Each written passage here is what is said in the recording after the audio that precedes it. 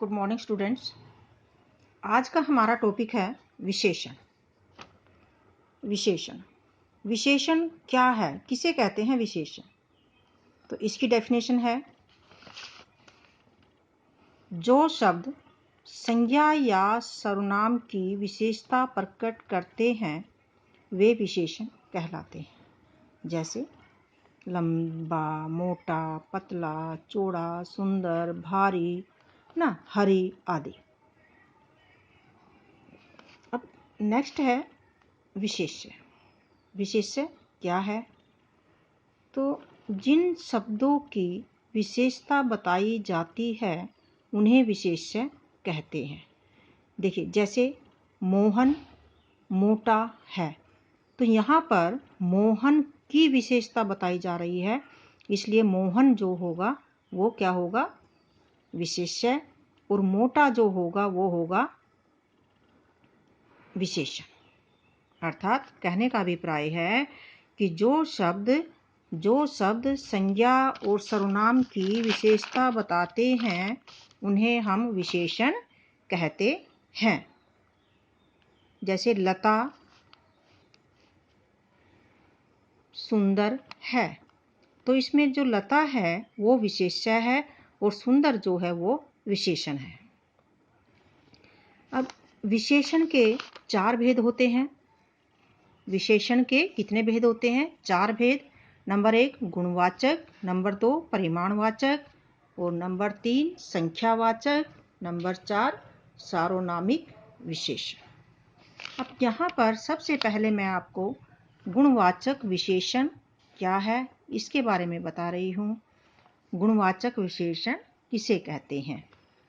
तो जिन विशेषण शब्दों से संज्ञा अथवा सर्वनाम के गुण, दोष, भाव, रंग, दशा, अवस्था, आकार, स्थान आदि का बोध हो उन्हें गुणवाचक विशेषण कहते हैं। एक बार मैं फिर बता देती हूँ कि जिन विशेषण शब्दों से संज्ञा अथवा सर्वनाम के गुण, दोष, भाव, रंग, दशा, अवस्था, आकार, स्थान आदि का बोध हो उन्हें हम गुणवाचक विशेषण कहते हैं। जैसे गुण में क्या क्या आएगा? गुण में आ जाएगा जैसे सीधा, शांत, दानी, भला, है ना, ईमानदार। और दोष में हो जाएगा बुरा, कंजूस हो जाएगा। तो ये सारे उसके गुण और दोष में हो जाएंगे। और भाव में जो जैसे वीर, क्रोधी, दयालु, ये भाव। और रंग में आएगा जैसे गोरा, काला, लाल, पीला, सफ़ेद। अब है आकार। आकार में आ जाएगा बड़ा, छोटा, बौना, लंबा, गोल। इसके बाद आता है स्थान। स्थान में आएगा ग्रामीण, जापानी, शहरी, चीनी, भारतीय। और दशा। दशा में क्या है? कमजोर, पतला, मोटा, बूढ़ा, जवान और युवा। ये सारे के सारे दशा में आ जाएंगे। तो ये था गुणवाचक विशेषण। और इसके बाद दूसरा है परिमाणवाचक विशेषण। परिमाणवाचक, जैसा कि नाम से ही है, परिमाण यानी कि मात्रा, नाप तोल, है ना।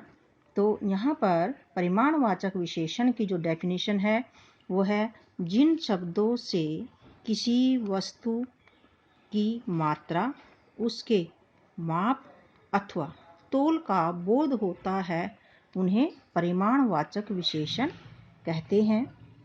अब परिमाणवाचक जो विशेषण है इसके 2 भेद होते हैं। इसको 2 भागों में बांटा जाता है। पहला है निश्चित परिमाणवाचक विशेषण। पहला है निश्चित परिमाणवाचक विशेषण और दूसरा है अनिश्चित परिमाणवाचक विशेषण। अब निश्चित परिमाणवाचक में क्या होता है? जिसमें निश्चित मात्रा दी होती है।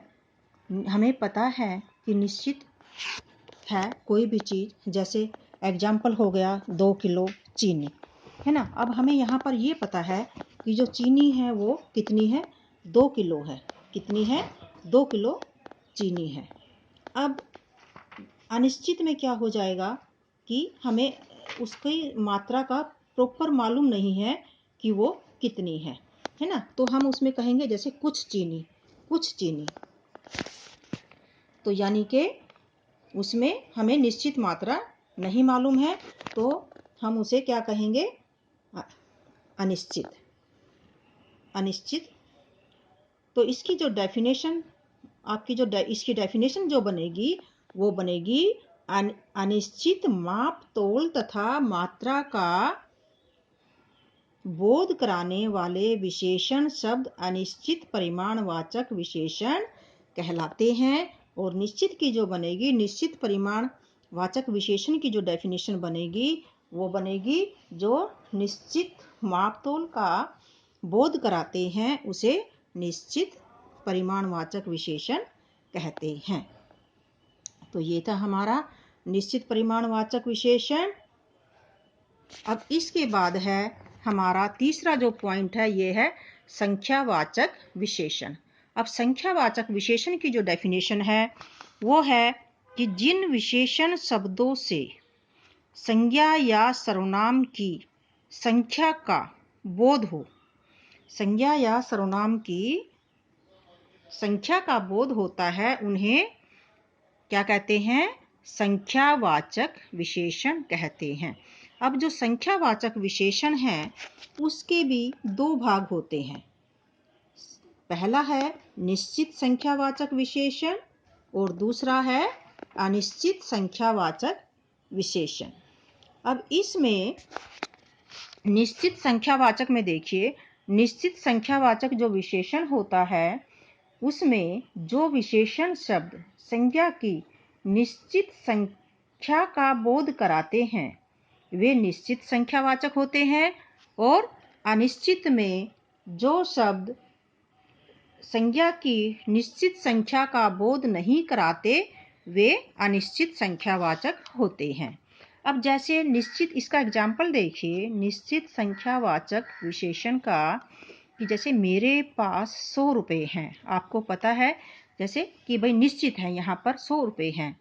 या दूसरा देख लीजिए, मेरे पास 4 कुर्सियाँ हैं, या मेरे पास 500 रुपये हैं और मेरे पास 5 आम हैं। तो इस तरह से यहाँ पर निश्चित है कि उसको पता है कि उसके पास कितने रुपए हैं या कितने आम हैं। अब अनिश्चित में क्या होगा, जैसे कुछ बच्चे खेल रहे हैं।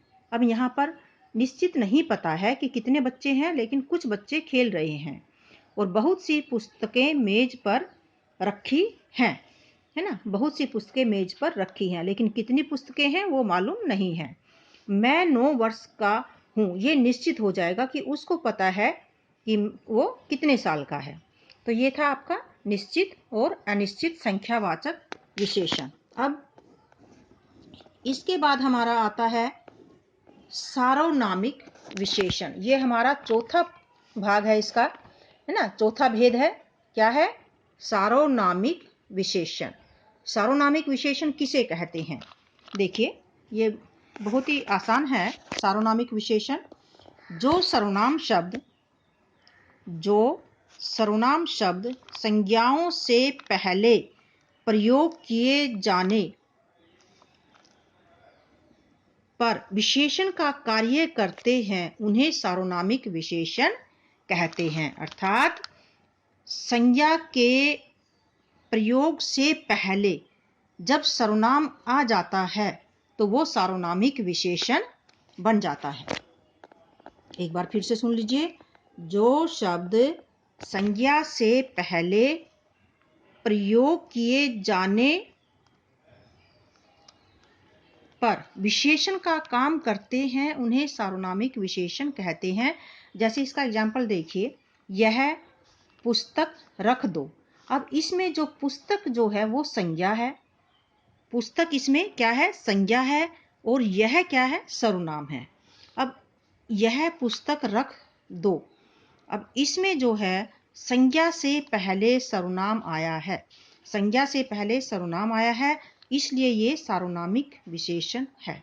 इसके बाद एग्जाम्पल देखिए, ये फल धोकर खाना। ये क्या है, सर्वनाम है। फल यहाँ पर क्या है, संज्ञा है। तो संज्ञा से पहले क्या आया? विशेषण आया। संज्ञा से पहले क्या आया? विशेषण आया। तो इसलिए ये क्या हुआ? सार्वनामिक विशेषण।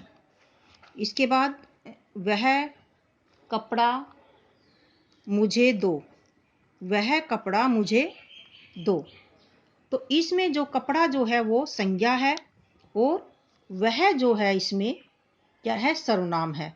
तो संज्ञा से पहले क्या आया? सर्वनाम। संज्ञा से पहले सर्वनाम आया है, इसलिए ये क्या बन गया? सार्वनामिक विशेषण बन गया। इसी तरह से और भी कुछ एग्जाम्पल देखिए आप। वे बच्चे क्रिकेट खेल रहे हैं। अब यहाँ पर बच्चे जो है वो संज्ञा है और वे जो है वो सर्वनाम है। तो संज्ञा से पहले सर्वनाम आ गया, इसलिए ये भी सार्वनामिक विशेषण है। ये आम मीठे हैं, ये आम मीठे हैं। तो इसमें आम जो है वो संज्ञा है और ये जो है वो क्या है? सर्वनाम है। तो इसलिए ये क्या बन गया? आम। संज्ञा से पहले सर्वनाम आ गया तो ये बन गया सार्वनामिक विशेषण। अब यहाँ पर मैं आपको कुछ विशेषण शब्द बताती हूँ। कुछ विशेषण शब्द हैं जैसे सुंदर, लालची, भुलक्कड़, मखमली, कश्मीरी, ग्रामीणी, है ना, ग्रामीण, मीठा, कड़वा, खट्टा, सुंदर। तो ये सारे के सारे यहाँ पर क्या है? विशेषण शब्द हैं कुछ।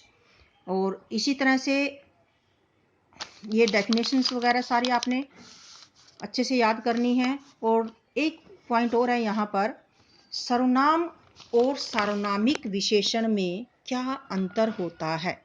सर्वनाम और सार्वनामिक विशेषण में क्या अंतर होता है? इसमें अंतर स्पष्ट करने के लिए हमें सर्वनाम और सार्वनामिक विशेषण दोनों की परिभाषाएं लिखनी पड़ेगी। जैसे सर्वनाम की है कि जो शब्द संज्ञा के स्थान पर प्रयोग किए जाते हैं वे सर्वनाम कहलाते हैं, जैसे यह, वह, वे, उसे आदि। और सार्वनामिक की मैंने जो अभी बताई थी आपको डेफिनेशन, सार्वनामिक में जो सर्वनाम शब्द संज्ञाओं से पहले प्रयोग किए जाने पर विशेषण का कार्य करते हैं उन्हें सार्वनामिक विशेषण कहते हैं। अब इसके एग्जाम्पल देखिए। जैसे वह मीठा है, तो इसमें वह जो है वो सर्वनाम है, मीठा यहाँ पर विशेषण हुआ। लेकिन यहाँ पर अगर मैं ये इसको इस तरह से लिखेंगे हम कि वह फल मीठा है या यह फल मीठा है, तो इसमें देखिए फल जो हुआ वो संज्ञा हो गई। फल क्या है? संज्ञा। और यह क्या है? यहाँ पर यह सर्वनाम है। तो विशेषण से पहले क्या आया? सर्वनाम। ये विशेषण मीठा विशेषण है। इसमें देखिए तीन चीजें हैं। मीठा आपका विशेषण हो गया, फल संज्ञा है और यह जो है वो सर्वनाम है। तो इसमें आप फल क्या है? फल संज्ञा है और यह सर्वनाम है। तो फल से पहले यानी कि संज्ञा से पहले क्या आया? सर्वनाम आया। तो इसलिए ये बन गया सार्वनामिक विशेषण। क्या बन गया? सार्वनामिक विशेषण। अब दूसरा, वे खेल रहे हैं। वे खेल रहे हैं, वे यानी कि सर्वनाम, ये सर्वनाम हुआ। अब अगर हम यहाँ पर लिखेंगे कि वे बच्चे खेल रहे हैं, तो ये होगा हमारा सार्वनामिक। क्या होगा? सार्वनामिक विशेषण। तो इसी प्रकार ये होगा इसका सर्वनाम और सार्वनामिक विशेषण में क्या अंतर है। अब आपने विशेषण किसे कहते हैं, विशेषण के भेद यहाँ पर अच्छे से देखने हैं, याद करने हैं, डेफिनेशंस इसकी। और इसी की एक वर्कशीट आपको दी जाएगी, वो आपने अच्छे से करनी है। आशा करती हूँ कि आपको समझ में आया होगा। फिर भी कोई अगर प्रॉब्लम है या समझ में नहीं आया है तो आप मुझे ग्रुप में मैसेज डालिए या कॉल करिए। थैंक यू, धन्यवाद।